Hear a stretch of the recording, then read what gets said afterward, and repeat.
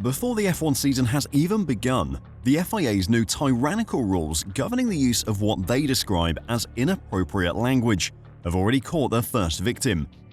When the FIA introduced their new rules that were aimed at cracking down on swearing and criticisms of the organization, no one was sure if they were just there to be used as a threat over the drivers if they started to call out the FIA, or if the organization that writes the rules for Formula One were really serious about offering up huge fines and race bans for using what they decided was inappropriate language. It has now become very clear that the FIA are very serious with these rules, and the Formula One grid needs to be worried. Today, I'll check out what has happened and what the F1 drivers have said about the rules, so don't go anywhere. So the first instance of the FIA's new misconduct rules has happened. The FIA say that an instance of misconduct from a driver in an FIA-sanctioned race is the general use of language, written or verbal, gesture and/or sign that is offensive, insulting, coarse, rude or abusive, and might reasonably be expected or be perceived to be coarse or rude or to cause offense, humiliation, or to be inappropriate. Assaulting, which is elbowing, kicking, punching, hitting, etc., and the incitement to do any of the above. If the FIA were going to impose these rules on anyone, the first instance was always going to be on a rally driver. At Rally Sweden this past weekend, Adrian Formeau became the first driver to be fined by the rules, receiving a €10,000 fine and being hit with a further suspended €20,000 fine for using inappropriate language during a World Rally Championship television interview. Formeau was asked for a summary of his rally that included a messy start line incident at the beginning of stage 11, where the Frenchman began the stage without his helmet strap properly fastened. "I had a clean stage, the ruts are really tricky," he said. "I think it will be difficult to do a good time. There is a lot of sweeping in the beginning. We fucked up yesterday," referring to his stage 11 incident. The fine for World Rally Championship drivers falls into a slightly lower bracket than that for F1 drivers. The base rate of €10,000 is multiplied by 1 through 4 depending on the level of competition that the driver being penalized is competing in. For a non-FIA International Series, it is the base rate. For an FIA Regional Championship, the rate gets doubled. For an FIA World Championship Series except for F1, such as the WRC, the rate gets tripled, and for an F1 Championship driver, the rate gets quadrupled. The Hyundai driver will have to pay his €10,000 fine within 48 hours or will face a suspension until the fine is paid.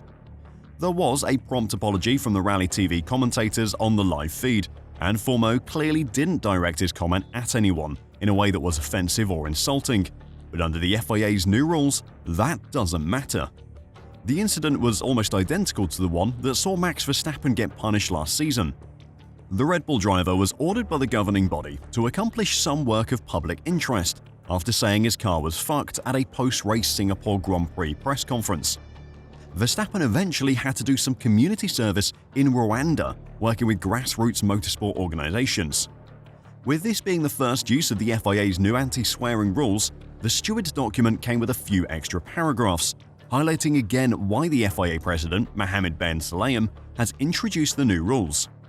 The stewards and the FIA acknowledge that the words in question have unfortunately become common colloquialisms.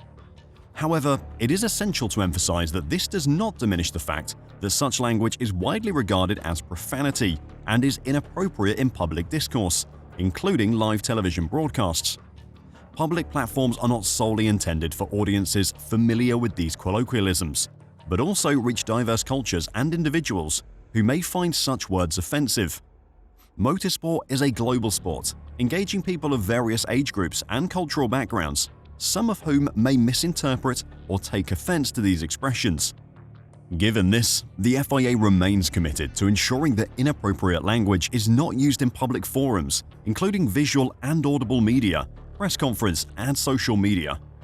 So the steward's document acknowledges that the word fuck has become common language and that it was used in a non-offensive way, but have still decided that simply using the word is enough to earn a €30,000 fine, which would be $40,000 if this were an F1 driver saying the same thing.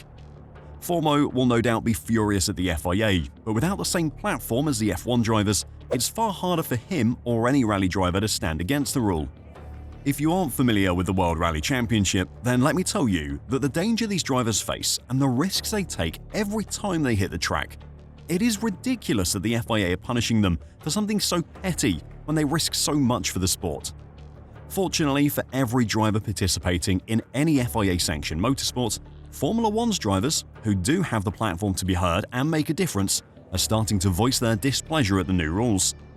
But before I talk about that, if you are enjoying the video and want to catch all the news in the run-up to the 2025 F1 season, then make sure to give the video a like and subscribe to F1 Reverse. Thanks a lot.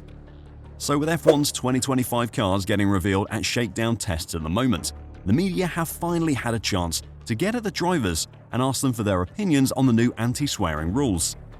At the Williams shakedown last Friday, drivers Carlos Sainz and Alex Albon said it is wrong to threaten Formula One drivers with bans for swearing.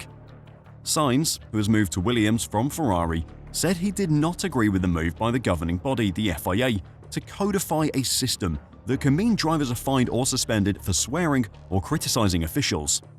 Albon, who is entering his 4th season with the team, added that the drivers had already spoken privately about how to respond to the move. There have definitely been discussions about it, Albon said. It's still ongoing about how we want to set out what we say around it. It is a delicate matter, and of course, do we think it's right? Of course not. Sainz said he felt drivers should be able to control themselves sufficiently not to swear in news conferences and other public forums, but that in the car it was a different matter. Sainz said, "What we say on the radio, I don't agree with what is happening. I think you cannot be too tough on these kinds of things because you cannot understand the pressure and adrenaline and the way we feel in the car when we open the radio. And I feel for F1, it is good to have those moments because you see the real driver. We're already very constrained as F1 drivers to what we can tell you about our teams, about our situations. We already have a lot of media briefings. They already tell us what to say on the radio. But when you hear that passion, those words, even if sometimes we swear on the radio, for me, that's a keeper in F1, and it is something we shouldn't get rid of." Sainz also said that the drivers have not had any clarification from the FIA about how the new rules will be applied, but the Formulaone incident has shown them the FIA stewards will not shy away from hitting drivers with the full power the new rules have given them. Last November, the GPDA wrote an open letter to the FIA, asking the governing body to treat them like adults, saying it considered fines not appropriate for motorsport and asking for transparency about how the fines were spent.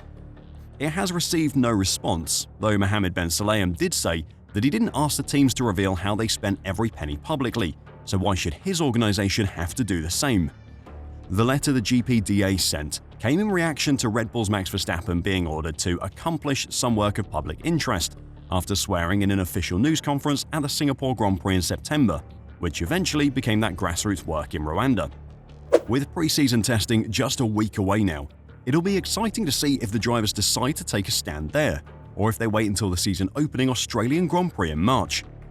It seems almost guaranteed that something will happen, whether it's a joint decision to not answer questions in press conferences or some other form of protest against the FIA. But considering that across the board, the drivers are unhappy with the rule, something will happen. What do you think the drivers should do to get the rule changed? Or is the only option for Formula One to attempt to split from the FIA? Let me know your thoughts in the comments down below, and until next time, drive safe and bye for now.